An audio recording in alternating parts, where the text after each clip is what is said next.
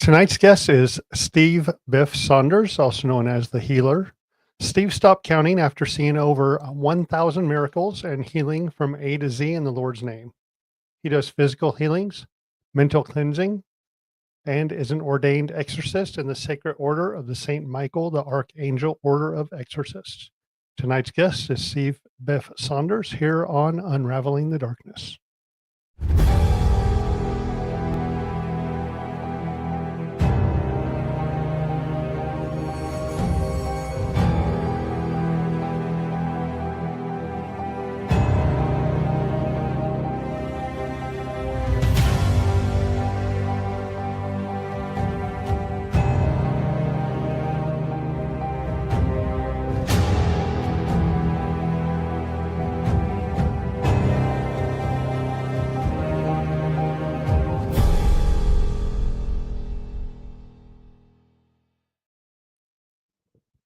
Good evening, Jason.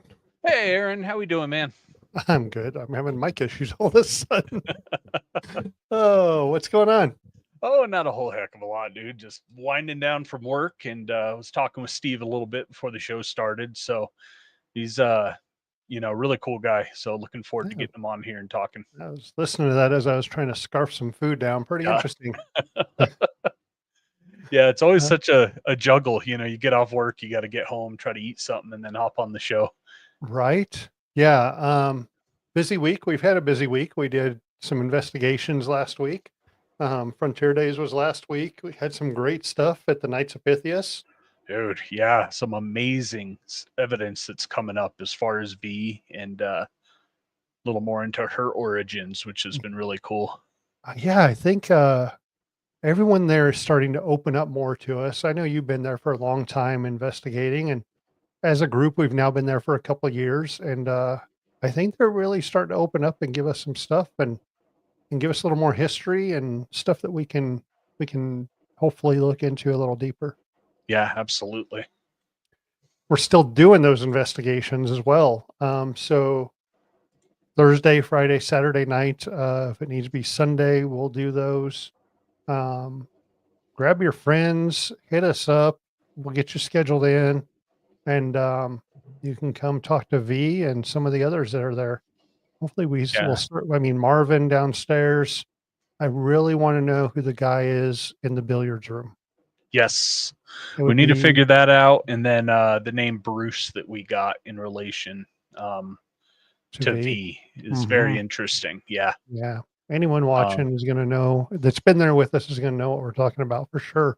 If you haven't, come investigate with us. it's been a great time. The people that have come in, for our Frontier Days events. And, at the end, everyone's always laughing and, we're joking and just having a good time while investigating. And then that's when stuff seems to happen. It's been good energy and we've been getting good energy back. So, Right. Yeah. Put that good energy out, and any investigation you're at, you don't have to go in and just drill them and find, what's your name? yeah. Like just go in with it, open mind and have a good time, and you get that good stuff back, and you're Yep. able to communicate a little easier, I think, too. Yep. Absolutely. So communication, healing, miracles, aliens. He was all over the board before we came on. Yep. So I'm Yep. I've got interested in some talking notes to him. of things to talk to him about because he brought a couple things up that I'd love to talk with him about. So I'm So we excited. will bring him in and you can ask him some questions. Steve, good evening. How are you tonight? Well, thank you. Thank you for having me on. Thank you for Absolutely, man. coming on. It's still light where we are, but definitely dark over where you are tonight. Definitely is. I got some little solar candle lights to keep it a little bit lit up here. Nice. Nice. Yeah, you said you're out in Connecticut, right? Correct. Thomaston, Connecticut, to be exact, which is like 10 miles up the road from Waterbury. Waterbury is one of the larger cities in Connecticut. Gotcha. Okay. Yeah, we're out of Cheyenne, Wyoming, but we definitely seem to be more of an East Coast podcast. Yeah, it's been mostly, Tennessee East has been, probably 95% of our guests. So Steve, let's get into it. And what What got you started in what you do? It seems that you have so much going on. What was the beginning? Well, the beginning was at the age of 4, watching what they call shadow people moving around in my bedroom. So I just told my mother to tuck me in tight, and she looked at me and said, "Are you okay?" I'm like, "Yup." "You sure you're okay?" "Yup." She's like, "You realize you got a bottom bunk, right?" I'm like, "Yup." I climbed up in that top bunk, had her tuck me in as tight as she possibly could. And my defense mechanism to keep my sanity was every night I would put myself to sleep, picking up elephants in a circus, saying, "I'm the strongest effing kid in the world. You can't mess with me." So that's how I fortified my brain starting at 4. Jeez. Um, what was your first experience with anything You can pick on abnormal? the first one with the healing.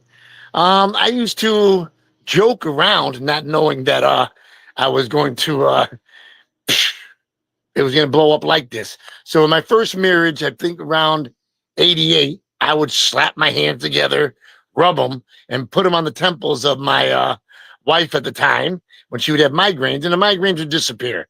I'd think nothing of it, just mind over matter, freaking, just do it in there. I want to do it. I don't want to see her in pain. So let me just Right. do this here. The first real healing didn't take place until 2008. And this is after I've already had the Holy Spirit ride in my vessel, transformers blowing up above my head as I walked under them, uh, John Paul II appearing in my mirror while I'm awake. That got me to the doctors for a checkup from the neck up. I went to the doctors. I'm sitting in there. I'm looking around. I look at these 2 older guys, and there's demonic images protruding out of their face. So basically, I think the trauma of a very nasty divorce, which she put the children in, enhanced my gifts and literally brought in a higher power to protect me and save me, because it played on a whole set of emotional strings that I could not handle. So back forward from 2005 back up to the first healing in 2008, I saw on Facebook someone that was in my social friends network, and I didn't recognize her, and she had a bandana on her head and was looking a little off. So I'm like, "What's going on with you?" "Oh, I have cancer. I'm freaking on my way out. I've tried the chemo, I've tried the medicine, I've tried everything. My white blood counts are down so low I can't do anything else except for just ride out the storm." So I'm like, "Well, you gotta have a bucket list, right?" She's like, "Yeah." I'm like, "Well, I'm not wealthy, but let's take out Let's some of do it. those things." So I took her out one weekend to a few concerts, brought her home. Next weekend, took her out to concerts, brought her home. Third weekend, I'm getting old. So I'm like, "Look, I'm too tired to drive you home. You're not going to just take me to bed. I don't even like men. I like women." "Well, I don't give 2 shits. I'm going to sleep." So we go to sleep. I take her home the next day, comes back next weekend. She just doesn't leave. And she's like, "Why don't you put me to work with you?" I'm like, "Sure." So I put her to work. And one day they're all like, "Well, where's Shelly?" And I'm like, "I don't know." And somebody goes over to the edge of the roof, and I see her on the steps of this lady's house with her hands on her head. And I get down off the roof and I ask her, I said, "What's going on?" She says, "Well, my doctor called me and said that I've got 6 months to live." And I was like, whoa. I mean, I've had hell in my life, which actually made me so blessed as I am today. But nobody said, "Hey, you're out of here in 6 months." So we wrapped up the job for that day, drove home. She was laying on my bed. And I literally put my hands, I usually do most of my praying silently and connections above silently. And this was the very first one, and I was audible. I just laid my hands on her belly, and I looked up to the heavens, and I'm like, "Look, you've given me all these visuals, you've given me all these audibles. If there's something you want to do with me, now would be a good time." And I call it the Pop Rocks effect. It's like taking a bag of Pop Rocks and putting them in your hand with water and feeling them all explode. So my hands just starts exploding. I look at her. She's looking at me. She goes, "Are you feeling something?" I says, "Yeah." She says, "Me too." She says, "It feels like soda bubbling in my belly." She goes, "But why did you place your hands right there?" I'm like, "I don't know." She says, "Well, that's where one of my tumors are." I'm like, "One of them? Where else do you have them?" So she moved my hand to 2 other locations on her body. And I called the gift, was firing off with these pop rock sensations. And I'm like, "Is there any other spots?" She says, "Yeah, I've got a tumor in my brain." So all the time I'm doing that with the bubbling going off, she's giggling. I put my hands on her head and I could feel this pop rock sensation blasting off, and her giggling stopped and her face went to a like, what the F is going on? Like, oh, it just went to complete seriousness. Yeah. And then 2 weeks later, she went back to the doctors and she came out glowing and smiling, and her blood counts was up 50%. And I was like, whoa. So I thought it was a one and done. I figured that was it. And I posted it about it. And I was at a cafe in Plainville, Connecticut.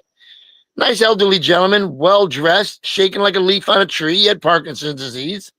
And I was sitting next to him, and we got to chatting. I took hold of his hand to say, nice to meet you. And everything stopped dead in its tracks. And he just started repeating, wow, this is crazy. Wow, this is crazy. It was like a country and western song. Wow, this is crazy. Yeah. The bartenders all came over. They're like, are you okay, sir? Wow, this is crazy. Well, we hear you saying that. What's going on? He's like, I'm not shaking. They're like, yeah, we saw you were shaking. How often do you stop? He's like, I don't. They're like, what? And then about 10 minutes later, the shaking started back up again. And I took hold of his hand, instantly stopped again. And I said, why don't you tell me a little bit about yourself? And he told me he was a Vietnam vet, how he had Agent Orange. He was an honorary member of the Knights of Columbus. And he told me about Vietnam. He told me about his first kill. He told me about his second kill. He told me about his third kill. And then I stopped him at that point. And I says, look, did you ever ask for forgiveness? Yeah, I went to church and they, told me I was forgiven. I'm like, look, the church didn't create man.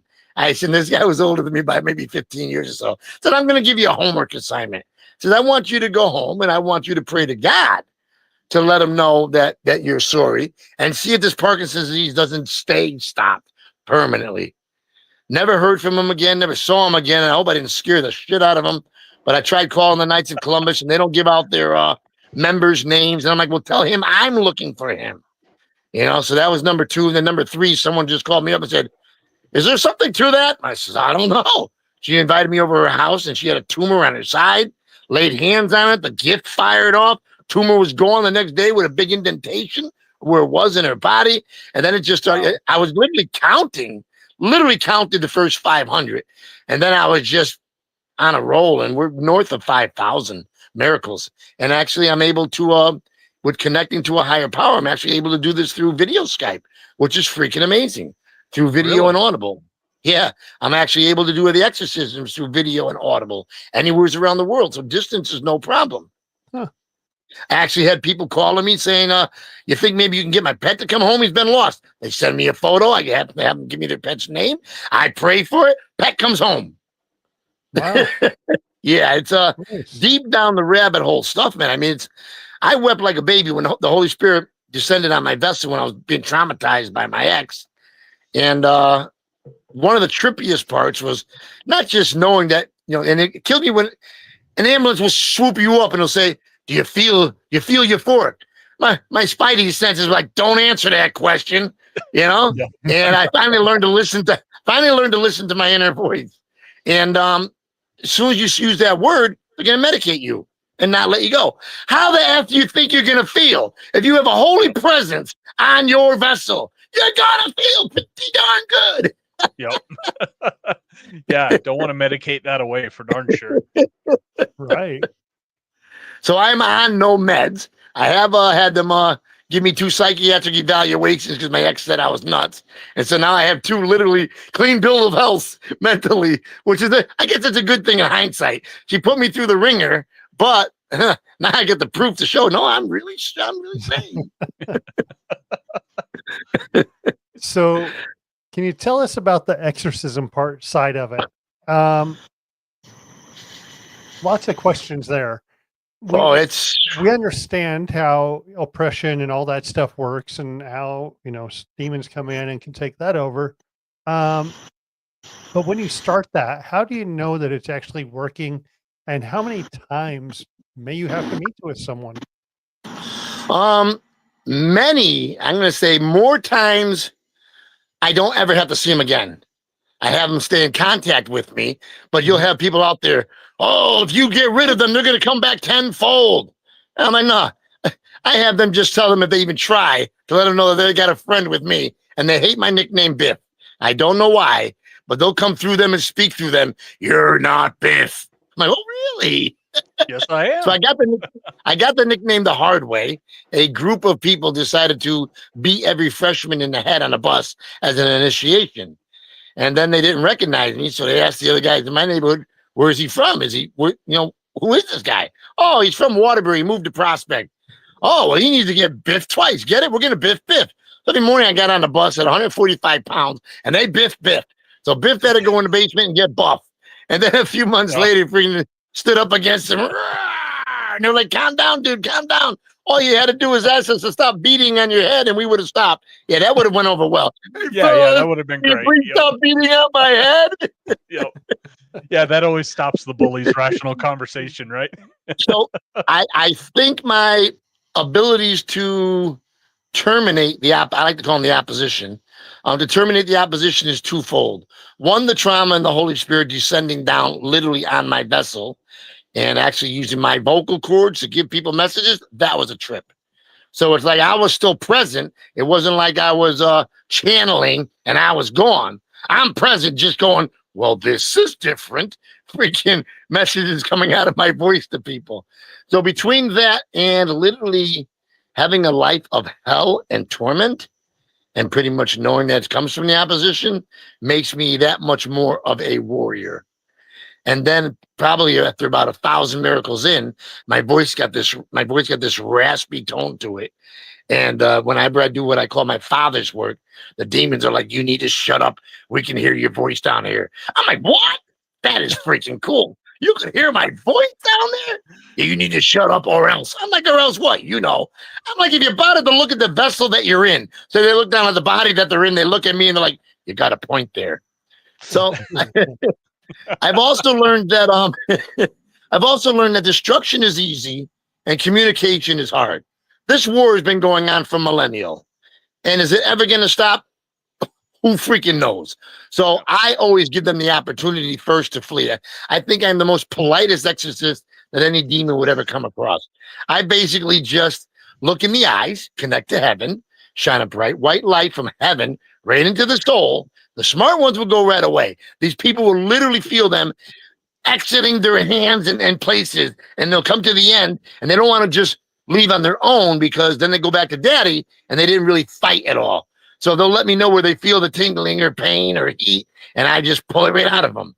And what is really cool, if you guys can ever cross about anybody who, I call them seers. So I usually only see between 3 a.m. and 10 a.m. I'll see all the visitors that come into my room and shit, and I'll stare at them for as long as I can and see if there's any real messages or they're just coming to check me out. If you can ever get your hands on one, I mean, literally put a feel around and say, is there anybody who can literally see? So the seers, many of them not only see right here, but they can look at videos that you have when you're filming and they can see. Their eyes have a wider viewing than ours. Like when we look through our vision, we have like 1 inch out of a yardstick, maybe, of what was actually able to be seen. And these seers, and also anybody who's listening, watch what you wish for. Because I wish for wisdom, just having all of these tools at my disposal. And then I was in a loss of patience for people around me. Like, what are you all dumb? Are you all deaf? And somebody's like, well, you have the answer for everything. I'm like, well, I don't have the answer for everything. Then a little light bulb went off. You got your wisdom. Now you got 2 more responsibilities. Now you need patience, understanding. So Yeah. did I go off track from your last question? I got a bad habit of doing that. No, you're you good, were- Steve. All right. So, going back to the exorcisms a little bit. Is there any kind of like common denominator on people that end up becoming possessed or, attached by these demons? Being beat down emotionally and just giving up. So instead of committing suicide or doing anything like that, they're basically relinquishing control of their vessel. They've mentally thrown a towel. And instead of reaching to friends, family, any organization of help, whether you're religious or not religious, find a support group, get focused. I mean, that's easier said than done, because when I was tormented, it was like my head was on a spinning wheel, traveling at 6,500 RPMs, and people wanted to help me, and I didn't want to let them in because I didn't have control of my own mind. So I'm going to let you take control of my own mind. So then you literally have to break down the gates of trust, which is, I just hit a nail on the head because I just got lit up. So when I get lit up by spirits, it's like putting your tongue on a 9-volt battery. So I just had a spirit just like give me confirmation, like you hit the nail on the head. And that's just one way. They can come in. So a lot of times they'll go out where they came in. I'll pull them out of people's noses. And I'm like, oh, you used to do a lot of drugs, huh? How do you know? Hey, I can see you were having fun here. Pulling them out people's eyes if they're watching things like that. There's 1,001 ways to manifest demons. Your mind, your eyes, your tongue, what you do. Your thought is more powerful than you can possibly imagine. You might as well just think of it as a broadcast radio. Like when you're thinking, your microphone there, your brain is going out and making waves. So with the work I do, I'm just sitting on the side of a pool, kicking waves, and these waves just go out. I should say an ocean because it's not confined to the pool. Right. these waves go out. Yeah. When oh gosh, it was there. I'm sorry. It's really been a long week. So when you perform these exorcisms, I've been listening to a lot of Father Dan Rehill lately. He's an exorcist out of, I think, the Nashville diocese. He does a lot of social media and, kind of a awareness around exorcisms. Have you ever had a patient produce objects, out of their mouth? No, I've never had that. I've never had levitation. I have had voice change. I've had been threatened. Some crazy disconfigurations. And no head spinning or stuff like that. Right. But I haven't had anything extreme. I mean, and again, watch what you wish for. And because I'm not all just force, and I was on stage with a bunch of other exorcisms, and they were performing an exorcist live on stage. And I just had my hand on him, and I said in his ear, just to let these other exorcists know, as in one part of the Bible, like one of these demons said, look, this one I know, that one I know, you I've never heard of. Who are you to think that you're going to remove anything from me? So I just said right in the demon's name in front of these people, do you recognize my voice? And the demon said, yes, I do. And I'm just hoping that set with these guys to let them know I am not just ordained by man. God has literally given me authority over these SOBs. And that's some pretty badass cool shit. Absolutely. Yeah. Yeah. Before I'm going to change gears here. So, because we have, a limited time tonight. Before the show, you were talking to us about alien encounter that you had. And if I didn't have my first encounter with a half a dozen people, I probably would have kept it to myself. Wow. And it's almost like typical to these movie things. We were all like 15, 16 years old. My grandfather used to take us all up into the freaking neck of the woods of Morris Reservoirs. They're owned by Waterbury, Connecticut, but they're in Thomaston and Morris, Connecticut, and drop us off for the weekend. Take us up there at the Friday and pick us up on Sunday. So we were all up there camping and everything, and we wanted to get worms out of the machine down the road. So we're walking down, I think it's Route 109, heading down from the dams right before we're at the top of the hill overlooking what would be the Thomaston High School. And here is this soft GE white light bulb, egg style shaped, about 50 feet off the treetops. And we all somebody noticed it first, and we all stopped. Look. So we're looking at it. No noise, dead of night, got to be like freaking early AM hours.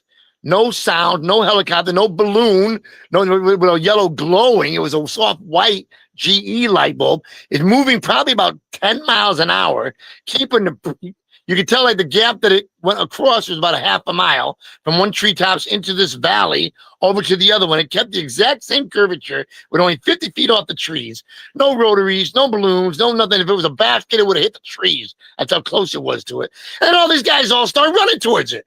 No, I'm standing there by myself alone. They're all running towards the unknown. And I'm like, Well, am I safer running towards the unknown with a group of people or staying here by myself?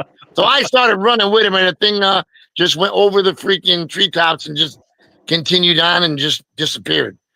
And See, then, I'm guilty of that. I'm the one that's always running towards this stuff too. Like, oh, I gotta go check this out. Well, I do now, but I was a little kid then, and I'm like, yeah, I know this ain't normal. This ain't right. I mean, my eyes ain't playing tricks on me, and that we're all seeing it. But now they're all running towards it except me. So that was stupid. It's like if somebody jumps off the bridge, you're gonna do it too. Well, apparently at that time I would have. How many of there were you? I think 6. Oh, geez. 6 of us. Yeah. Quite the So group. it was a handful of people. If it was just me, I would have kept it to myself and said, "Oh, somebody will think I'm crazy." But because I was with a group of people, 2 of them were actually family. So they're. I wonder if they even still remember it. Yeah, that's something that people will forget because they don't want that, or don't believe of what they might have seen. Or it's almost a disbelief. So the things that I've done, I always, for the first few years, I always would remind myself and take myself back to events that took place to let myself know I'm not crazy. No, this is really happening. And, because when you get, the first 2 years was the hardest. I was just completely under attack. And I was always offering the gift out there. And people would look at me like, what kind of drugs are you in? I went to churches. Oh, we don't believe in that kind of stuff. I went to newspapers, news channels. They're all looking at me like, what kind of drugs is this guy on? I'm like, I'll give you my urine. I don't need to do drugs. I've got enough issues on my hands. It's like, holy shit. But so then I just looked up to the heavens and I'm like, I really thought that this was going to be a lot easier if you're going to bless me with all sorts of abilities in your name that, you think that people would flock to you. But it's been quite a challenge. But apparently challenge accepted. I think it goes back to that people don't want to believe, Yep. So they don't understand if someone has those types of abilities. Well, so I have some of the exorcisms. I've literally videotaped them live on my YouTube, which is the same as the Steve Biff Saunders. But what I think is one of the most miraculous gifts with my connections above is literally able to connect people directly to their loved ones so that they can see them and talk to them once again themselves. So first you got to cleanse the vessel because you can't open up the gates of heaven with negative residue on. So you remove the negative residue. And which reminded me, so then once you do that, you have them close their eyes. I clean house, so to speak, fumigate of anything negative or anything that might be manifested on. I put one hand on the back of the head where the Jewish people keep their beanies, take hold of their hand, say the Lord's Prayer, and we bring them right into them. Once I make the connection, I can remove my hands and they just sit there and ask away. Once you've got the gates of heaven open, they can even bring in the rest of their family members. Wow. Able to bring in pets, animals. I brought in a reptilian for a medium. She didn't know what they were, didn't know what they looked like. I'm like, you don't worry about it. I can bring them in. I want you to see what's going on. She freaked the hell out. What the hell is that? So wow. you guys do haunting at live locations. So I worked with somebody who's doing unsolved murders. So I'm like, look, you're working on these girls. You have a lot of knowledge of these girls. Let me just bring them in directly to you where you can ask them questions. So we cleansed this vessel, brought the girls in. I guess they didn't cross over. They're still terrified. And it's like, well, they see that we could do this. They need to stop being terrified. And then let's get busy to help them. Mm-hmm. So literally, in hindsight, it's almost comical that I was caught off guard. 4:09 a.m. that morning, they appear in my bedroom. One of them showing me how it's like, caught me off guard. And I'm like, what the? And I'm like, well, hello, what do you think they were going to do? So they came, so I brought them through for him in his mind's eye so we can see him literally like a movie and talk to him. And then they come in my room and appear there. And one of them showed me how she was on her knees and her throat was cut and the blood was coming out and her face was getting darker and darker, I guess symbolizing the death part. And then another one was showing me how she was on her knees, but she was smiling up and looking up like you were being pleasured. So I called the guy up the next day and I'm like, hey, they freaking visited me. I said, was one of them a girl of color? And were these girls prostitutes? He goes, oh yeah, one was of color and they were prostitutes. I was like, holy Wow. shit. Yeah, so Wow. that was a trip. So these spirits that you're seeing, they retain the damage, so to speak, of like how they died. So if they died with their throat slit, Those ones that came in after I connected them to did. One of them showed me, basically giving me a clue as to why she ended up in that location, and the other one was just showing me complete terror in her face, right? and in her eyes, and her neck, and the blood coming out, and the face chin starting to lose color. So depending on what dimensions people come through, I can get either black shadows, full, almost color, like a black and white, like everything is like right there, crisp, like a picture. They actually came through pretty darn strong for ones that haven't appetized. I mean, they need to cross over. They need to freaking cross over, because I try to tell people when they don't cross over that you will have more power crossing over. You can come back anytime you want and pop back and forth between both realms once you cross over. If you don't cross over, you're limited to this realm. And then they'll end up being what are those freaking night terrors? Succubus and incubus? Which one is the female one? One's a male, one's a female. Which one's the female? The succubus is the female. So I used to get attacked by succubuses all the time, and they try to call it sleep paralysis. And I knew it wasn't sleep paralysis. I knew I was under attack. So one time I finally was like, you know what? Just freaking reach on your back and rip it off and bring it forth.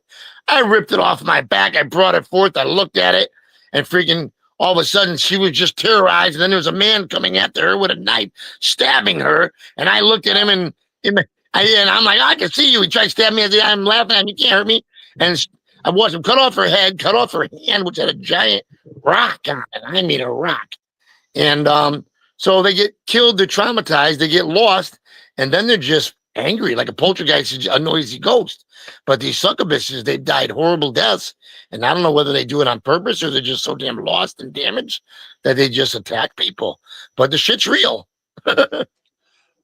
Well, with both the succubus and incubus, it's stealing, certain types of energy from people, right? So maybe they're, still so desperate to, be alive, so to speak, that, they're trying to steal that vitality back.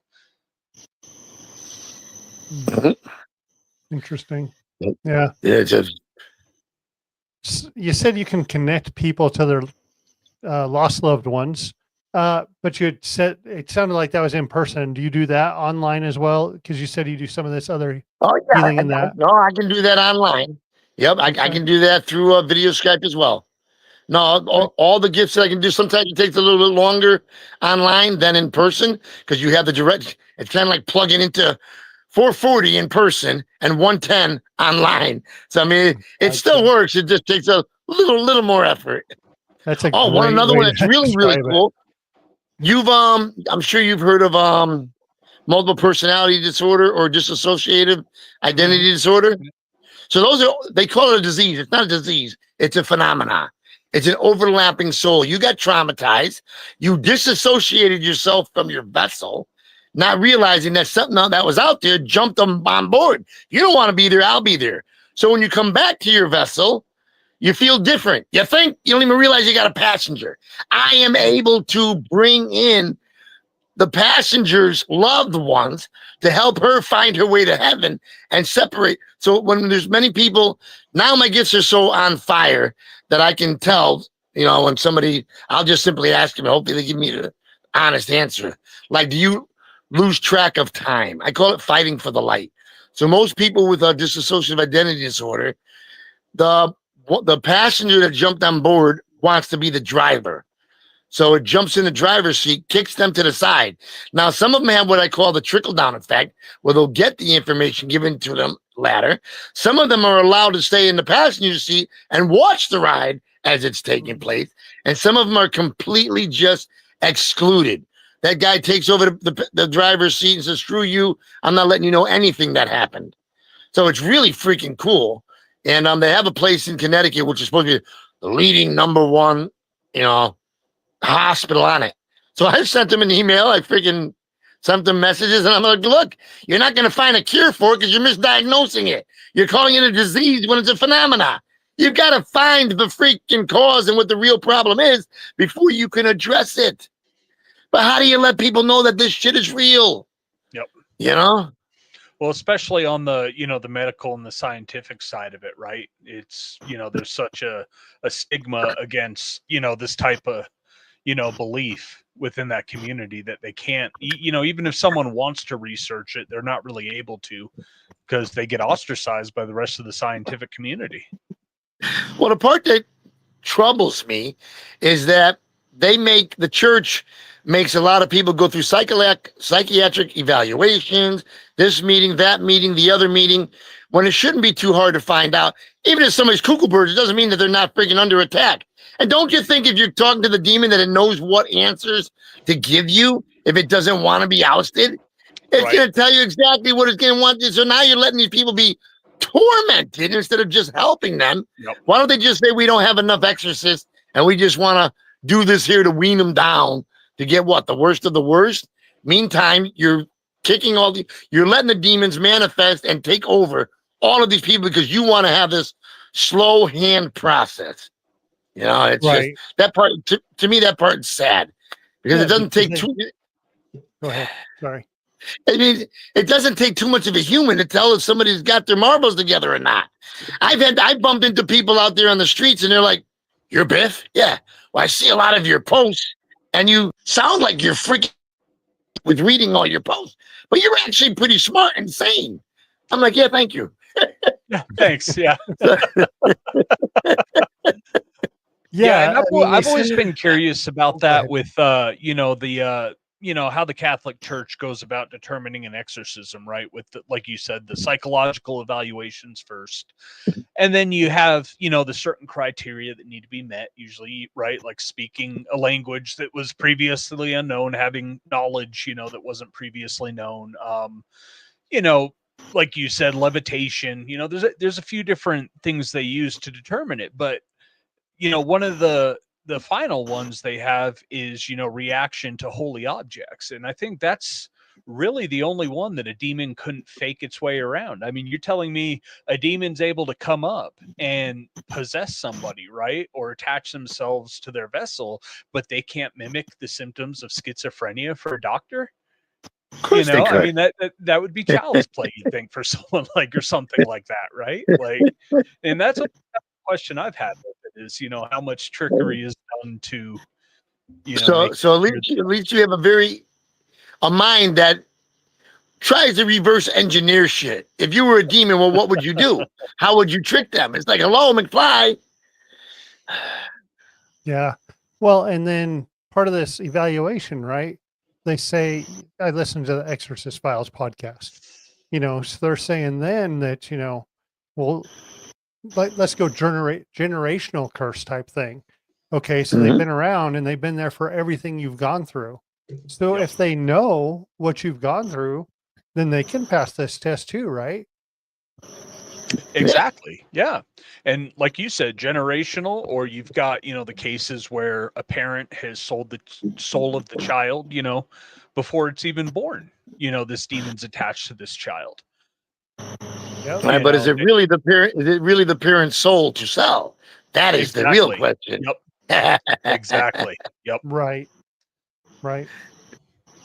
Which does that just turn it into a tormented person, right? These, the parents tried to sell the soul, right, for, whatever the deal was. And now this demon is, maybe not having a successful possession, but is tormenting this person to get them to the point, they are able to be possessed.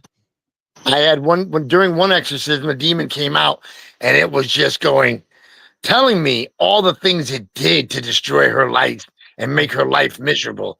And this is the first time I ever took holy water and squirted it on a demon in a human vessel. I've done it on demons that were in portals and shit to dispose of them. But I was like, my little internal voice said, "Just spray the holy water on him." I put it in my mouth and went on this lady's face. So it literally amplifies the power of the holy water, which is another thing. I'm actually able to I placed my 3 center fingers in both hands in a glass of water. First, I scrub the water. I scrub a glass with no chemicals, nothing like that. I literally just clean it with my fingers till it's squeaky clean. Put the water in it. Use the 3 center fingers, pinky and thumbs out on both hands. Pray over it. Feel the pop rocks effect, making the heavenly connection to the water, making it freaking pure, holy water. People with the gift of sight can see it. They say my hands look like flash, like moving at freaking 3,000 RPMs. Oh, so that's a freaking trip. Yeah. So, and then, so what I do is I have people, after I use the holy water to cleanse them and purify them, I have them drink it. Now, this is their tap water. And I'm like, how does it taste? They're like, sweet. It doesn't even taste like my tap water. Its consistency tastes completely different, which is wild. And then I had a little thought in my mind. It was like, tastes sweet. Turning water to wine? No. I'm Just saved a ton of money.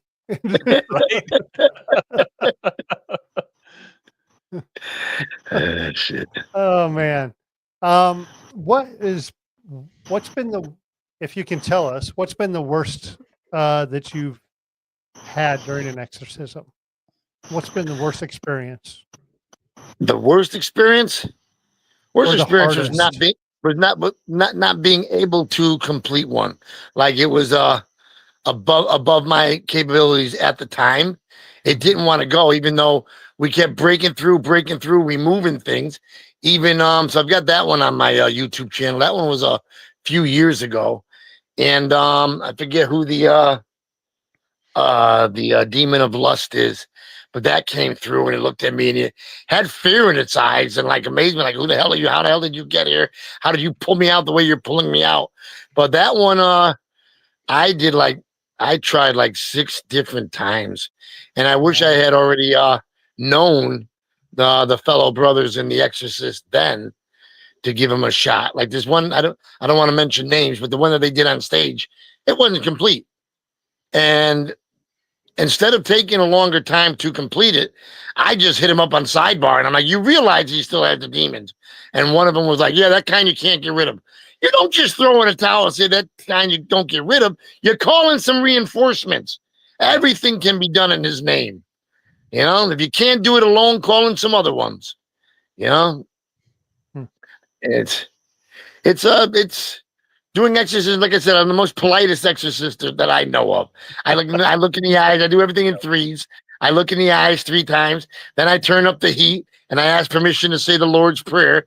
Then I look into the eyes that heaven go right into the soul, say the Lord's Prayer to vibrate the body. Whatever doesn't leave at that point, we just burn them out. I just take hold of their hand, put one in on the back of their neck, ask them if their heat starts, the body temperature starts to rise. If there's still stuff in there, the body temperature will just start burning up. If the spiritual warfare fight's going on, I start sweating, my forehead, my back, and we fry them out. So I gave them 6 offers to freaking leave, and you don't want to leave. It's toast time. Wow. So what's the type of reaction you get during this? Because, you know, everyone watches the movies and it's this big dramatic encounter with, you know, screaming in different languages and, you know, the body vibrating uncontrollably and stuff like that. What's it really like when you're actually, you know, starting to win? They're all different, and I'm assuming it's from the different strengths of the demons. So basically, demons have a pecking order as well. So the stronger you are, the stronger a demon is going to want to be on you. I have done legions, that's cool shit. That's like freaking peeling an onion. We are legions. Yep. And the girl's like, why did I say that? I says, she was sent to me by Archangel Michael. That one was off the hook and cool. So I'm at this event set up, you know, sharing the gifts, and this girl comes walking up to me. And she's like, you're a hard man to get a hold of. She goes, I went to where you had breakfast and you were already gone. You must eat fast. I'm like thinking to myself, who is this woman? Then I went over to the park where you feed the squirrels and you're already gone there too. I'm like, okay, I got a stalker on my hand. Right. And she named the 3rd location. I'm like, then she's like, I had to catch you here. I'm like, okay. She goes, well, I was told that you needed help by Archangel Michael. I'm like, Archangel Michael sent you to me saying that I need help, and I'm in battle mode. So when I go in battle mode, I abstain from even having a cold beer for like 2 weeks because I'm intentionally putting myself indirect fire. So, I mean, I'll do exorcisms anywhere at any time, but I don't purposely run into the fire unless my vessel is properly checked. So I'm looking at her, so I just relax and I let my gift of knowing, talk to me. And it says, have her look in your eyes. So when people have demons in their eyes, it's very, very difficult for them to make eye contact because they don't want the light shined on them. So she says, okay. She goes to put her eyes on me to keep veer to the right, veer to the left, veer to the right. So you can't keep your eyes on me, huh? She goes, no, I don't know why, but I can't. I'm like, it's you that needs the help, not me. I feel betrayed. Why do you feel betrayed? Because they told me you were the one that needed the help. I'm like, would you have believed them? You're talking to archangels. You would have been nonsense. I got a shoe in. I got my foot in the door. Doesn't mean that we're invincible from attack. I get attacked. And I'm blessed like you wouldn't believe. So she's like, I'm like, will you let me do my thing? She goes, well, under two conditions. She goes, one, we do it inside that building. They're not outside here where the function is. And two, she says, I want to sit on the floor. I want to ground myself. So I'm like, well, I got a rule. I said, my back is kind of messed up. I want the wall so I can lean up against it. She goes, deal. So we go in there, we sit down, I take hold of this woman's hand, and it was like somebody opened up a bottle of water over my head. The water and the sweat's just coming out, coming out, coming out.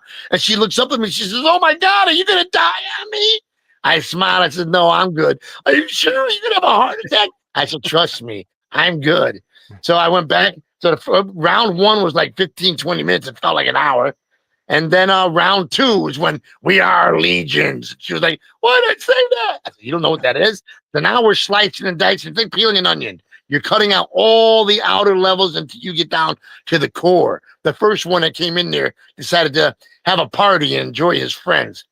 So it was round three. All of a sudden, my sweat stopped and her sweat started coming down. Now she's sweating like somebody's pouring. What's happening to me? What's happening to me? I says, we're cleansing you. And so now on round three, when we turned the table completely around, this guy gets up on a chair at the bar and he starts humping the air. I need cleansing. I need a cleansing. I looked over at him and I'm like, oh, these demons really are pissed. But I'll deal with him later. So I went back I finished her all up. He took off. About 2 months later, I'm driving down the road and I got to go by there. And I'm like, I wonder if that guy's there and he still needs that cleansing. I drive by, his truck is freaking there. I stop in there. He's outside with a bunch of his buddies. I says, you still need that cleansing? He freaking jumped on me, tried to freaking pop my eyes out of me. I was like, oh, thank you.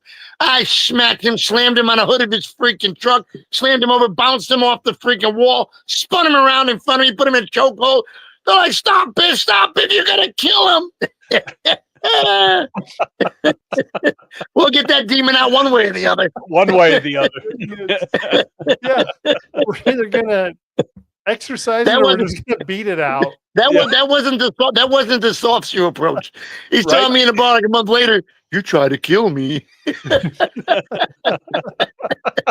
Oh, geez. So Biff, if people are having an issue or they need some kind of healing, can they just reach out to you?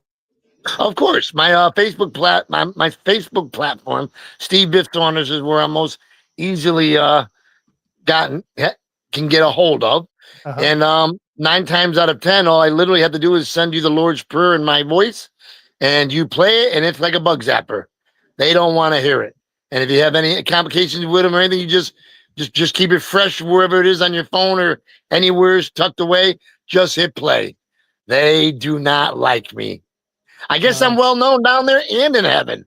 I had a medium come to me and she goes, I'm set up at another event. I'm set up in Salem, Massachusetts. I'll go anywhere. So I'm set up there. And this lady walks over to me. She says, my mother told me to come visit you. I'm like, okay. Well, my mother's dead. I'm like, okay. She goes, well, I asked my mother if I can trust you. And she said, yes. I'm like, okay. She said, well, I asked her, how does she know that I can trust you? She says, we all know him up here. How freaking cool was that? Nice. And I had to give a testimonial of that on my YouTube as well. That was freaking, that was like so humbling, It's like not only do they hear my voice echoing in the chambers below, but they're all cheering for me up above. And I'm like, wow, this is freaking cool. It's a great support system. Yes, it is. Oh, Beth. Any last questions for him, Jason? No, I think I'm good. This has been amazing, Steve. It's your story and the things you do for people are just outstanding. Thank you. Yeah, we appreciate you coming on and sharing it with us. I appreciate you allowing me to share the light.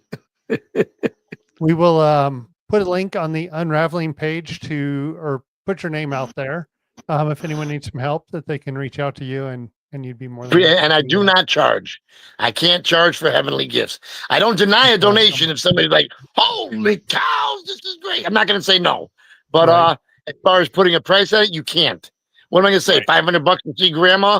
$10,000 to cure your cancer? It's not me doing the work. It's my connection doing the work. Yep. No, that's awesome. Glad to hear about everything that you do there, Steve. And we appreciate you coming on tonight. Thank you for having me. We're going to throw you into the green room, close up the show, and we'll come back in and chat with you a little bit. All right, cool. Man, time flies. It really does. Yeah, I just looked down and it's 7:52 already. It's like, oh I my know god. you're probably like, why is he? Because it's that time. Yeah, it is that Yeah, time. And it goes Steve quick, is especially just- when they have a great story to share.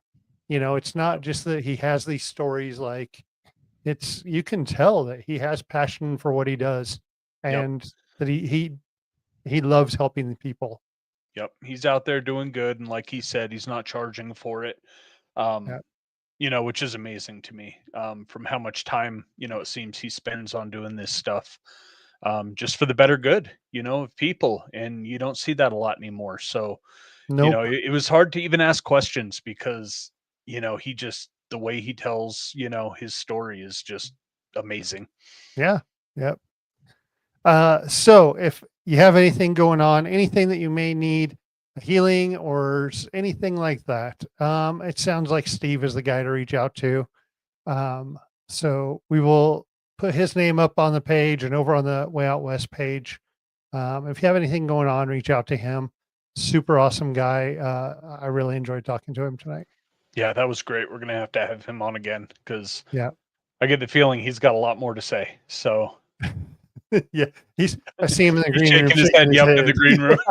He's down there like looks like he's gonna fall off if he keeps it up. All right, everyone, we appreciate you watching tonight. If you missed the show, be sure to watch it. I see some people coming in now. If you want to do an investigation with us, we have those few nights left.